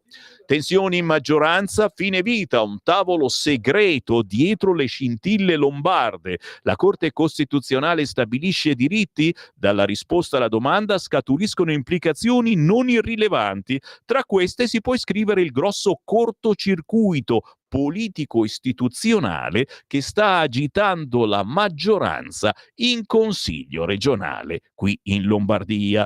Ultima segnalazione sul quotidiano La Verità, ma importantissima, ma c'è soltanto un riquadrino piccolo: pietra tombale sulle multe ai Novax, nuovo piano pandemico senza DPCM. Il milleproroghe mette la pietra tombale sulle multe ai non vaccinati. Chi le ha pagate non sarà però rimborsato. Nel piano pandemico aggiornato invece addio ai DPCM. Per imporre restrizioni saranno necessari atti aventi forza di legge. Qui Parlamento. Con il buongiorno rinnovato, la voce di Sammy Varin ogni mattina si collega con il Parlamento. Oggi abbiamo il deputato della Lega e sottosegretario al Ministero delle Imprese del Made in Italy, Massimo Bitonci. Buongiorno. Buongiorno a tutti. Si parla di un argomento che stiamo lanciando in queste settimane e si farà anche una grande informazione nelle prossime attraverso Gazebo. Rottamazione sì, patrimoniale no. La Lega lancia Gazebo per la pace fiscale e contro la patrimoniale UE per l'8 e il 9 marzo. Ma intanto certamente si parla importantissimo di rottamazione. Ricordiamo con il milleproroghe si è riaperta la Quater. Che cosa stiamo portando avanti e perché è così tanto importante parlarne, fare informazione per gli italiani, certo, per tutti quelli che fanno fatica a pagare le tasse perché non hanno i soldi, hanno fatto la dichiarazione dei redditi, hanno denunciato ma non sono riusciti a pagare, ma è altrettanto importante, diciamolo più sommessamente, certo, ma lo è anche per lo Stato che da queste persone troppo spesso non riesce ad avere più nulla se non si fa la famosa rottamazione. Massimo Bitonci. È una battaglia storica della Lega. Già nel 2018, quando eravamo al governo, avevamo presentato, io ero sottosegretario al Ministero dell'Economia insieme a Massimo Garavaglia, e avevamo presentato la rottamazione ter, che diciamo aveva funzionato anche abbastanza bene perché le rottamazioni precedenti erano molto brevi. E quindi il problema delle rottamazioni è che se tu devi poi pagare un anticipo e le rate sono 18 mesi oppure 24 mesi, è chiaro che chi non può pagare ora non potrà pagare neppure domani. Quindi da questa esperienza è nata la nostra proposta, che è una proposta di legge mia e di Gulmeroli, che è anche presidente della Commissione Attività Produttive, ma insomma abbiamo una lunga esperienza sia io che lui sui temi di carattere fiscale, perché siamo dottori commercialisti entrambi e molte proposte di legge le abbiamo firmate insieme. La proposta è abbastanza chiara e netta, cioè nessun anticipo come succedeva prima, 120 rate, pagamento in 10 anni e soprattutto la possibilità di rientrare, perché come è successo con il milleproroghe, dove abbiamo dato la possibilità sulla rottamazione Quater di rientrare, quindi di pagare le rate scadute e non pagate. Questo è un tema estremamente importante quando si fa la rottamazione, soprattutto per persone che sono in situazioni di difficoltà economica. Può succedere che qualche rata non venga pagata e allora deve essere sempre la possibilità, quindi una finestra per poter rientrare. Quindi abbiamo calcolato 8 rate, se uno non versa per 8 rate, dopo alla nona rata ritorna alla situazione iniziale e se no paga e continua la rottamazione. È una misura deflattiva del contenzioso e lo spieghiamo a chi ci ascolta perché i dati sono assolutamente importanti. Allora, nel 2018 il magazzino fiscale era circa 900 miliardi, quindi non 900 milioni ma 900 miliardi, così chi ci ascolta capisce di cosa parliamo. Adesso siamo arrivati a 1275, sicuramente oggi saremo più vicino ai 1300 di magazzino fiscale. Che cos'è il magazzino fiscale? Il magazzino fiscale è la sommatoria dei contenziosi che ci sono con l'amministrazione finanziaria. All'interno ci sono ovviamente anche le cartelle dei comuni, ci sono i PVC, ci sono tutti gli atti amministrativi non pagati, ci sono le multe, le sanzioni. Il problema delle sanzioni in Italia è un problema molto così importante perché le sanzioni molte volte raddoppiano il capitale, quindi una volta che c'è qualcosa di impagato magari ci si trova da 10.000 euro a doverne pagare 20 e 25. Allora Il tema è cosa c'è dentro questo magazzino fiscale? Ci sono tante cose, ci sono società fallite, ci sono persone decedute, ci sono incapienti, ci sono aziende in difficoltà, ci sono persone che non riusciranno mai a pagare l'intera somma. E allora la prima operazione da fare è sicuramente la pulizia fiscale, cioè pulire questo magazzino anche per una questione di trasparenza nei confronti del bilancio dello Stato e della pubblica amministrazione. Sappiamo che 2/3 di questo magazzino va completamente azzerato e ripulito. È inutile riportare ogni anno 1.300 miliardi sapendo che solamente una piccola parte potrà essere esclusa. E dopo sul residuo bisogna fare un'operazione, soprattutto per quanto riguarda le persone in difficoltà, le aziende in difficoltà, dargli la possibilità senza sanzioni e interessi di pagare quello che è dovuto, perché continuiamo a ripetere, noi siamo a favore del contrasto all'evasione, anzi abbiamo applaudito ai dati recenti di aumento degli introiti del contrasto all'evasione, perché i furbetti e quelli che non pagano vanno stanati e vanno colpiti pesantemente. Però in mezzo a questo magazzino ci sono una buona parte, se non la maggior parte, di persone e aziende che sono in difficoltà, che non riescono assolutamente a pagare. Allora questi bisogna aiutarli anche ovviamente diminuendo le tasse, questo l'abbiamo già fatto insomma lo scorso anno, 2 anni fa, con il taglio del cuneo fiscale e del cuneo contributivo e con tutti i bonus e gli aiuti che si danno alle famiglie, con l'assegno unico per i figli a carico. Però la rottamazione è un problema estremamente grosso e colpisce soprattutto le fasce più deboli, perché il magazzino fiscale è formato per la maggior parte da situazioni creditorie sotto i 10.000 euro, ma che sono per 20-25 milioni di italiani. Quindi capite la complessità del tema, e pesano sul magazzino fiscale non tanto, perché i debiti più grossi, quelli che rientrano il magazzino fiscale, sono quelli sopra i 100.000 euro. Questa è la realtà. Quindi andrebbero colpite le realtà più grosse, quelle che non vogliono pagare o quelle che fanno evasione o fanno elusione di carattere fiscale, ma qui parliamo di soggetti che la dichiarazione dei redditi non hanno presentata, parliamo di persone che non hanno ricevuto mai la cartella ma non riescono a pagarla. Quindi vogliamo essere al fianco delle famiglie e delle imprese, ed è un problema estremamente rilevante e penso che sia l'unico movimento, la Lega, che se ne fa carico da anni. Gli altri ci inseguono, oppure ho visto dichiarazioni anche di questi giorni. Adesso la paternità è di tutti, perfino la paternità, ho letto un po' sorridendo, la paternità di una misura che fu una mia proposta di legge 10 anni fa, tra l'altro avevo anche passato un ramo del Parlamento, è stata bocciata poi da Fini, che era quella sulle partite IVA Acri e Chiudi. Fu mia la proposta di legge e qualcuno me l'ha pubblicizzata proprio recentemente e l'ha anche pubblicata. Almeno poteva non solo cancellare il nome della proposta di legge, ma almeno cambiare il titolo, perché il documento era lo stesso di 10 anni fa e hanno solo cancellato il nome. No, è una battuta per dire, insomma, buon rapporto con gli alleati, però ci sono anche alcuni temi che sono temi esclusivi e fondamentali, in temi di carattere fiscale, sono temi della Lega, questa è la realtà. Chiaro.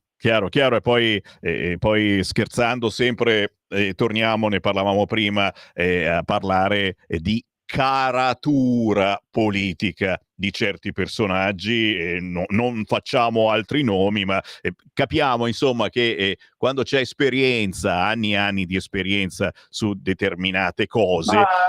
Guardi, non per dire, perché ormai insomma io è molti anni che seguo le tematiche fiscali insieme agli altri colleghi, ma un gruppo di economisti e fiscalisti così competenti in materia, gli altri gruppi non li hanno, cioè nel senso magari hanno qualche rappresentante così, però tutta la nostra esperienza del nostro gruppo deriva intanto da esperienze anche di carattere privato, quindi lavorativo, no? Dottori commercialisti, avvocati, gente che ha lavorato nel mondo della consulenza del lavoro o della consulenza alle aziende e dell'attività, o gente che ha insegnato economia. Ecco, quindi direi un gruppo estremamente variegato e preparato un po' tutti i campi, cose che gli altri non hanno. E poi noi abbiamo una cosa fondamentale, che abbiamo un importante coordinamento che è sempre fatto da Matteo Salvini. Però noi abbiamo questo nostro modo di confrontarci continuamente, sia via chat, insomma, via chat economia nostra interna, ma anche con riunioni che facciamo in maniera periodica, dove noi ci confrontiamo sui temi, dove magari discutiamo anche con il ministro Giorgetti, con Matteo Salvini e con gli altri che hanno insomma anche incarichi, anche sottoscritto con incarichi di governo. Chiaro. Esperienza, fare squadra, caratura diversa, ecco, rispetto a quella che hanno altri gruppi, altri partiti con cui facciamo volentieri squadra e che ma a volte però effettivamente, sai, poi devi mettere su qualcuno. Parliamo di nulla, perché sei stato chiarissimo e hai ricevuto anche WhatsApp di complimenti, e io approfitto per ricordare, per chi ci sta ascoltando dal Veneto, che questa mattina alle 10:30 parteciperai a un seminario informativo sugli incentivi alle imprese in quel di Padova presso il Fenis Green Energy, vero? Sì, certo, parleremo di transizione 5.0, perché io al Ministero delle Imprese ho la delega, oltre del fondo di garanzia PMI, che è molto importante, anche agli incentivi, e quindi stamattina spiegherò a confine imprese, quindi a un sistema imprenditoriale veneto, ma non solo, insomma, perché è nazionale, il tema di transizione 5.0, perché è molto importante informare, perché sono 6,3 miliardi di crediti d'imposta. Abbiamo semplificato molto anche in legge di bilancio, insomma, ed è giusto che gli imprenditori sappiano che possono attingere a dei fondi, soprattutto in un momento così delicato dal punto di vista economico, per tutto il nostro sistema produttivo. Assolutamente sì, quindi se volete incrociare il sottosegretario Bitonci, appuntamento questa mattina alle 10:30 al Venice Green Energy di Padova. Grazie davvero Bitonci, è stato un piacere. Alla prossima. Grazie, buona giornata a tutti. Qui Parlamento.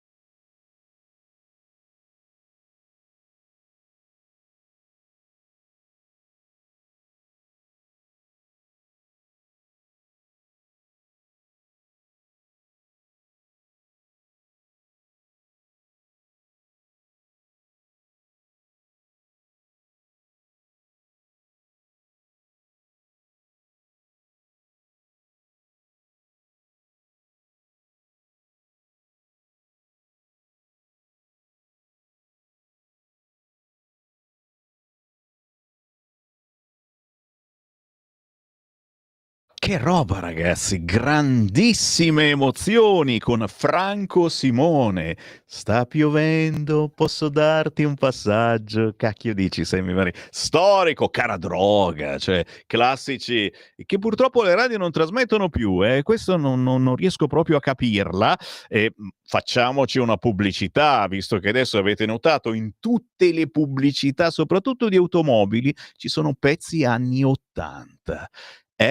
Ci mettiamo in una pubblicità una canzone di Franco Simone? Questa è Pianeti, Franco Simone, ma è nuova, con Nandu Popu, cantata in italiano con lo storico poeta della canzone italiana, ma anche in salentino con Nandu Popu dei Sud South System, che dona a questo brano universale un quid che lo rende esplosivo. Pianeti lo trovate anche con un bellissimo video su YouTube. 2 minuti dopo le 9 del mattino, buongiorno, sono Sammy Varin. Tra poco vi do la parola, prima però devo tornare sul quotidiano La Verità, perché a pagina 16, a proposito di bollette, taglieremo le bollette con i fondi dell'Unione Europea. Il governo vuole approvare nel prossimo CDM sia la legge sul nucleare, sia il provvedimento da 4 miliardi per ridurre i costi energetici. Il vice ministro Gava, Vania Gava, anche qui ripresa, usiamo le risorse, sistema degli ETS, che le imprese versano in Europa per la CO2 e gli stanziamenti del PNRR. Anche qui un paginone di quello che sta preparando il governo.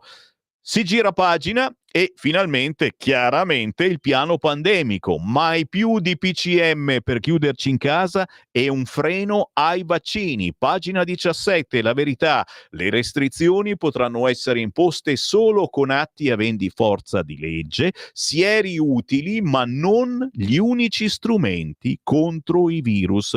Il protocollo aggiornato è stato inviato alla conferenza Stato-Regioni. Schillaci, saranno tutelate le libertà e i cittadini. Particolare attenzione alla comunicazione, che dovrà essere chiara e semplice. Vietato usare toni drammatici che causano stigma e discriminazioni, ma soprattutto pietra tombale sulle multe ai Novax.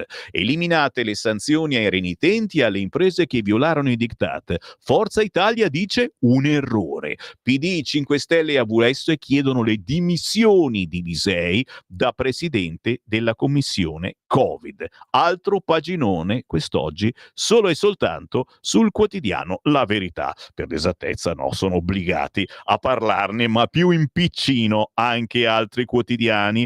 Sono su Libero. Il Papa pensa alle dimissioni, lo mette proprio come titolo principale. Il Vaticano tra speranza e dubbi. Poi di spalle, mi sono perso il titolo, eccolo qua.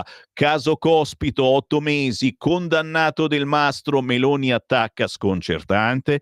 In centropagina Daniele Capezzone, Hamas non rispetta neanche i bimbi morti.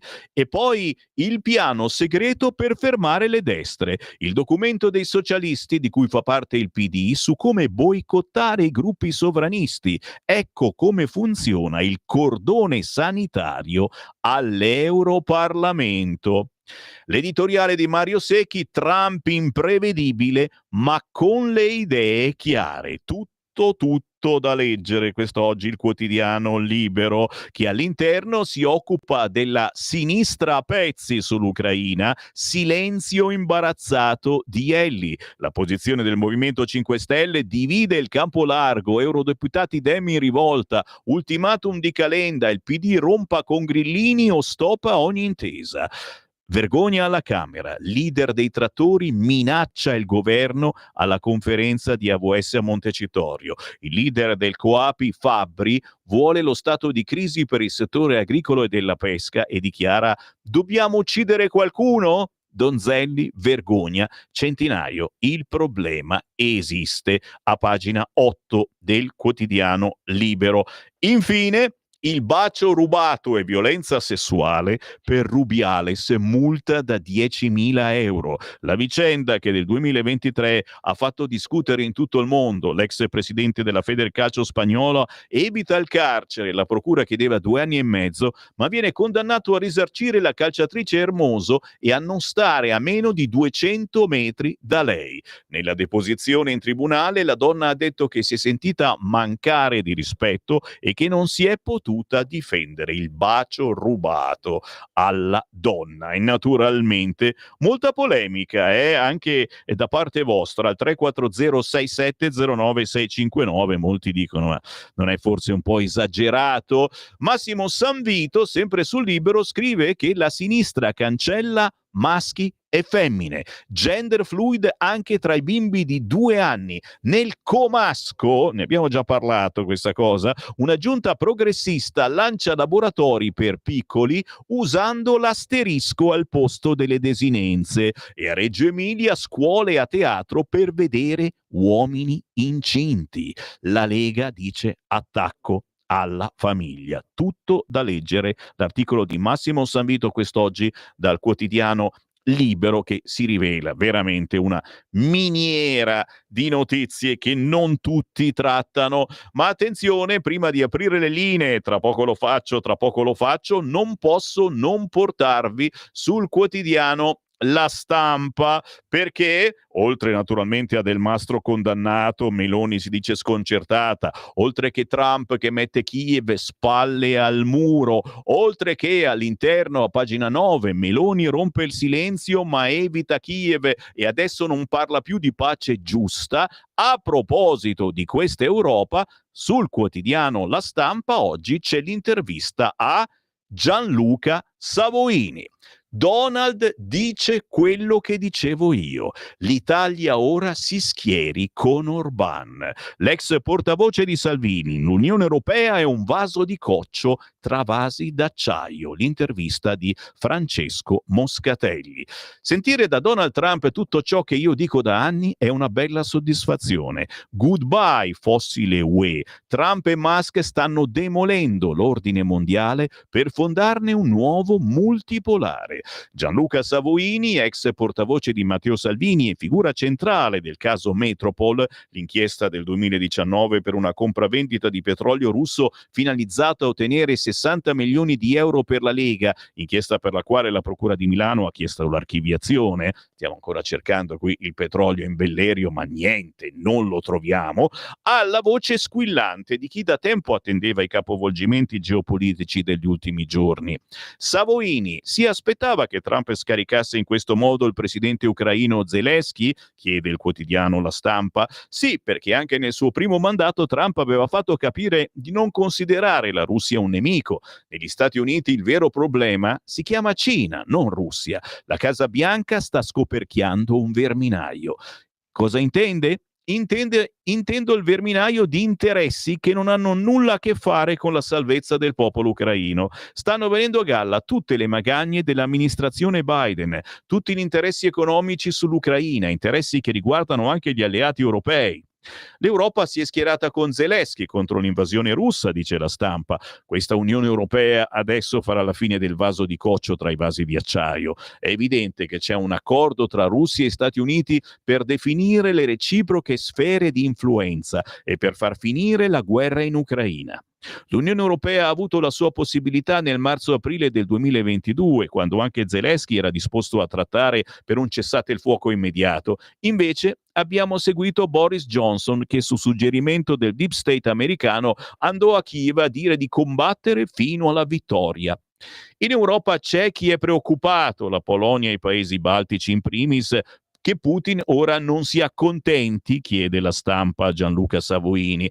A Mosca non ho mai sentito nessuno parlare di voler attaccare qualche paese della NATO, la Polonia o i Baltici. È una narrativa farlocca che tra l'altro va in contraddizione con l'altra narrativa che descriveva i russi come distrutti, con i soldati che combattevano con le pale, con l'economia in ginocchio, le sanzioni che funzionavano. La premier italiana Giorgia Meloni l'altro giorno è volata a Parigi al vertice convocato dal presidente francese Macron. Come vede l'Italia? Risponde Savoini: io sono convinto che governando un paese che all'interno dell'Unione Europea e della NATO chiunque debba rispettare i patti alla base di questi organismi. Detto questo, però, se veramente c'è una vigilanza anche ideale con l'Ungheria di Viktor Orbán, vicinanza che è bene ricordare fu inaugurata da Matteo Salvini, allora dovremmo anche noi fare tutto l'opposto di quello che stanno facendo gli altri paesi europei e cominciare davvero a parlare di pace. L'Europa sta cercando di rimanere unita, sbaglia? Si sente solo parlare di aumentare le spese militari, nonostante la storia stia andando dall'altra parte, risponde Savoini. Siamo di fronte a una cesura, forse senza precedenti, tra Stati Uniti ed Europa. Salvini ha fatto male a non rinnovare l'accordo con Russia Unita, il partito di Putin? No, risponde Gianluca Savoini, l'accordo con Russia Unita non è stato rinnovato perché è decaduto normalmente in quanto con l'espulsione della Russia dagli organismi internazionali non aveva più alcuna ragione di esistere. In Italia, tra l'altro, grande sostenitore di Trump è Giuseppe Conte. Cosa pensa delle sue ultime uscite? Risponde Savoini. Conte ha dei consiglieri intelligenti. Io credo che fra questi ci sia anche il direttore del Fatto Quotidiano, che io leggo sempre con molta attenzione e con il quale sulle tematiche internazionali concordo al 100%. Dopodiché, credo che dopo questi anni tutti i partiti dovrebbero farsi un bell'esame di coscienza. Oggi l'intervista a Gianluca Savoini sul quotidiano La Stampa, a pagina 9. E qui apriamo le linee, dai 0292947222. Ora, cari ascoltatori, tocca a voi dire la vostra sugli argomenti del giorno, anche tramite WhatsApp al 340 6709 659. Tornano a galla i pedopidioti, scrive Paolo Conlenghi. Tu chiamale se vuoi evasioni, scrive Giovanni.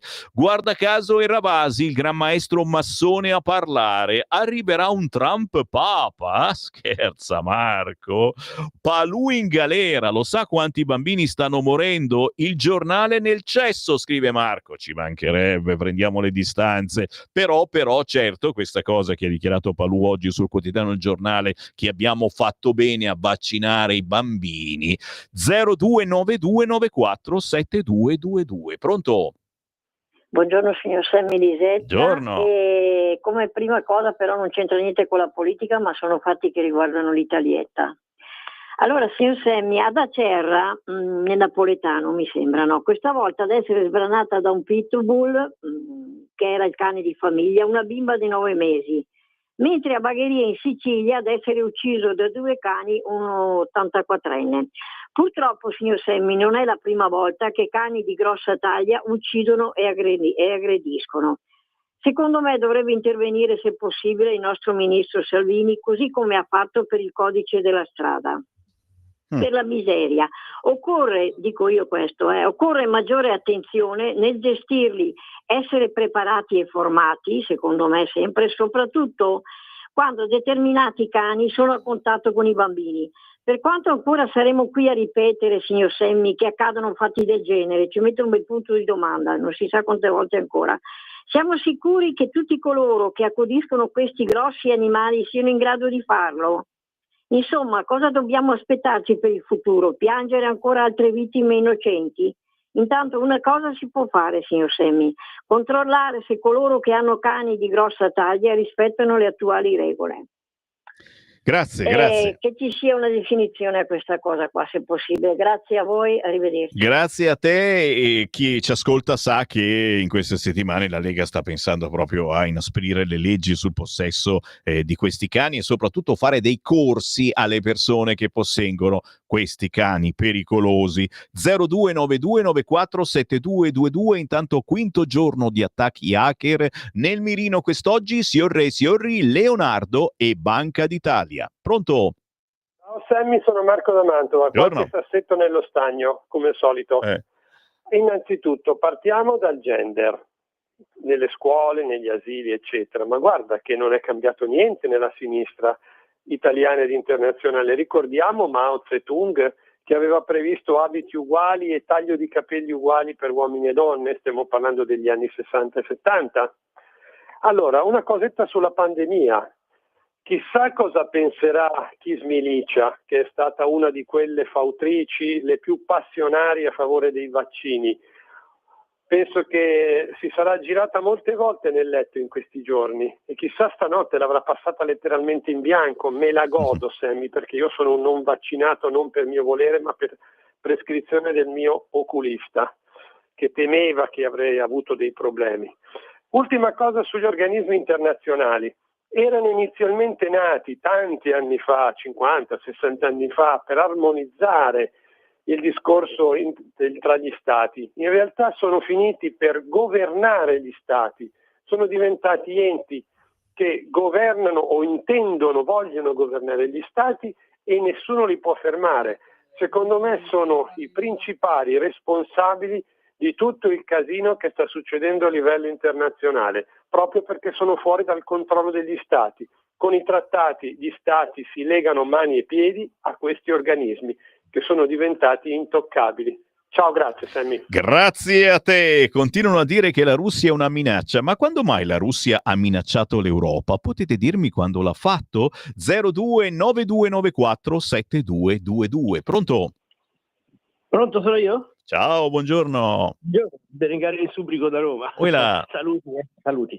Allora, io sono un piccolo partita IVA, ovviamente mascherata, in realtà sono un dipendente a cui non vogliono pagare le tasse, però non è questo il discorso. Il discorso è legato alla rottamazione, quella che è in progetto. È ottima l'idea, spalmarla in 10 anni, però non vorrei che con la storia del pago PA non si faccia una rendita sicura per le banche che poi prenderanno la commissione.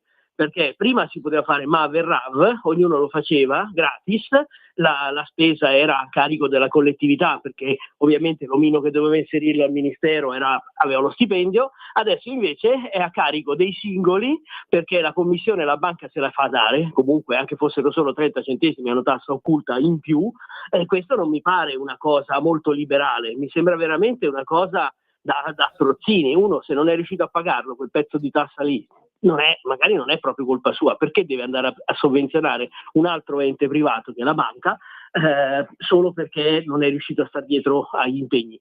Io vorrei venissero introdotti ma verrà, tanto comunque i ministeriali li paghiamo lo stesso, io lo vedo a Roma è pieno, veramente sono anche un ostacolo per la circolazione. Ringrazio. Sono io che ti ringrazio, e certamente bisogna sistemare questa cosetta del pago PA, che è comodo, lo fai dal divano, paghi qualunque bolletta, qualunque rata, però c'è la commissione alle banche, siamo schiavi delle banche, per pagare qualunque cosa bisogna pagare.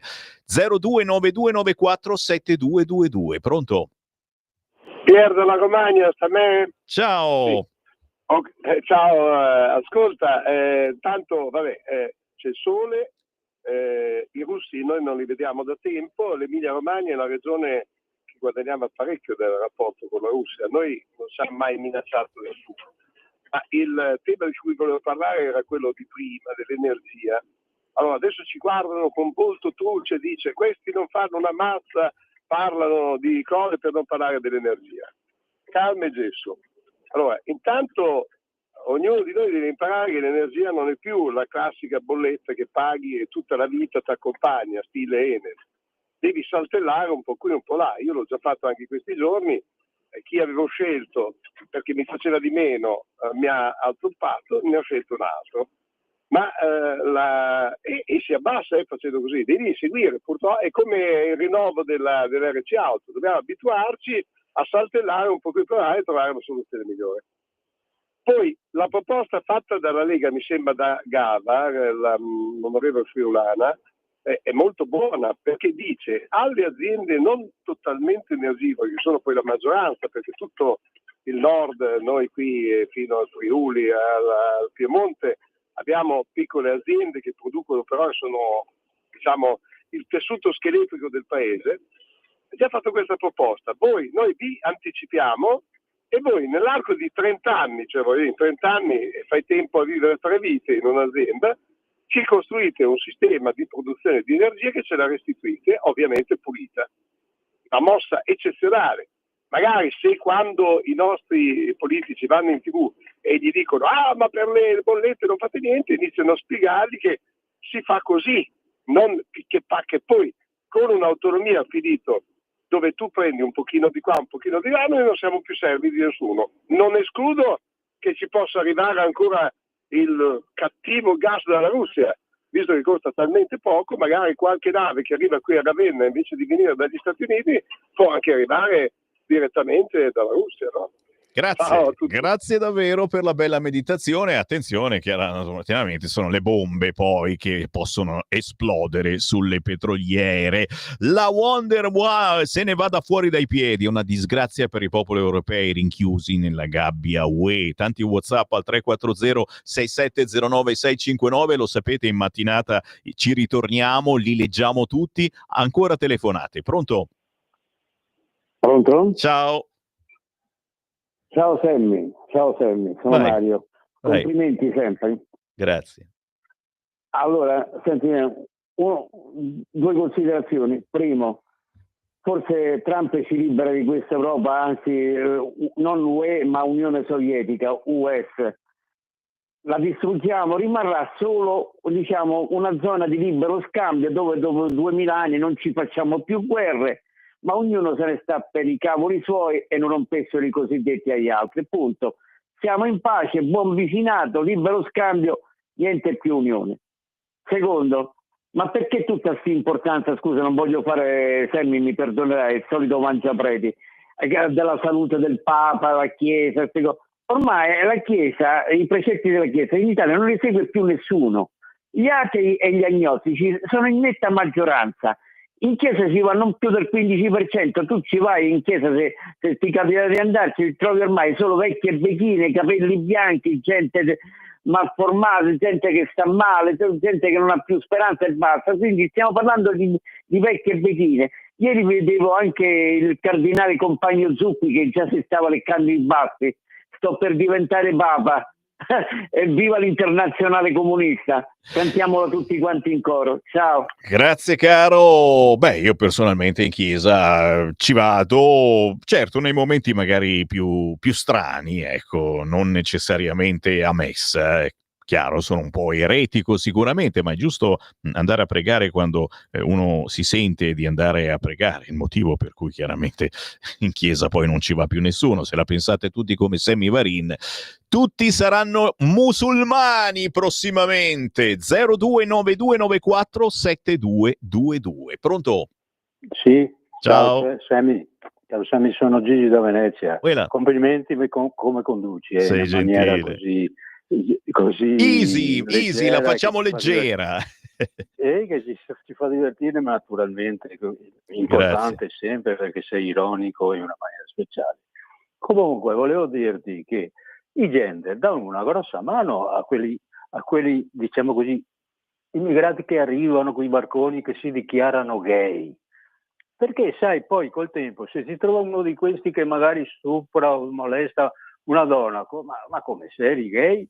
No, ma i gender dicono che un giorno sono uomo e un giorno sono donna, perciò mi dà un grosso aiuto a mio parere. Ciao.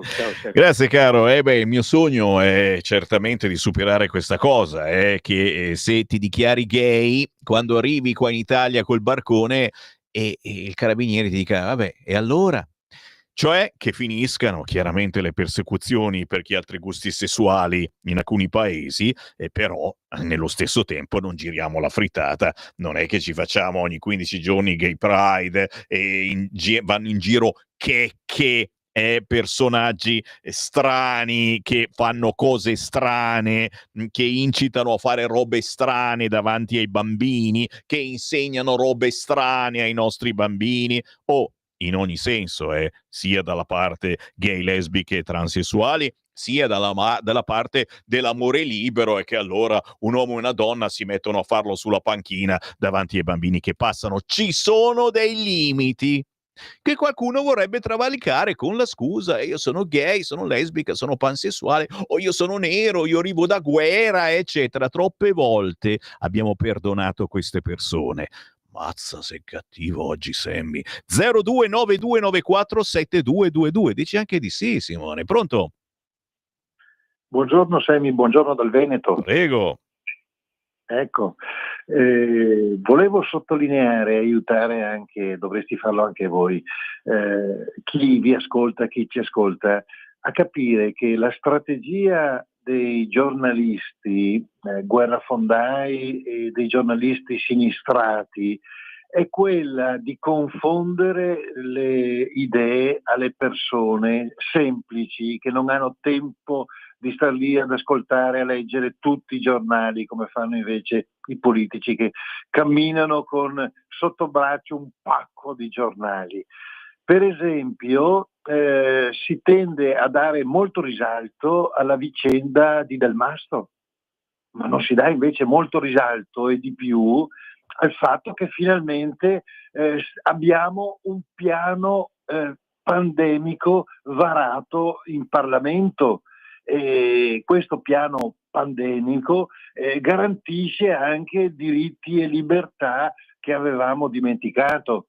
Per cui le persone hanno bisogno di essere aiutate, altrimenti sono trascinate come bestie, sai, con l'anello al naso, nell'ignoranza, e si comportano come quelli che per 50 o 10 euro danno il voto e continuano a votare sti 4 pelandrati di politici. Grazie Sam. Grazie caro. Rapinato e accoltellato fuori dal Bloom, 19enne grave in ospedale, branco in fuga. Il Bloom è quel grosso complesso che c'è alle porte di Milano. Il giovane sarebbe stato aggredito da un gruppo di circa 5 uomini, forse di origine nordafricana. Mamma mia, c'è da avere paura, anche in questo posto che è gigantesco. Forse ci sarete stati, c'è anche dentro un grandissimo Esselunga alle porte di Milano. Ci dovevano essere in moda proprio l'altro giorno. 0292947222. L'ultima telefonata è caduta? È caduta. E allora cade anche Sammy Varin. Sto per andarmene, ma qualche WhatsApp ci sta, certo. La settimana scorsa in Alta Badia mi sono sentito vicino all'Eterno più che in chiesa.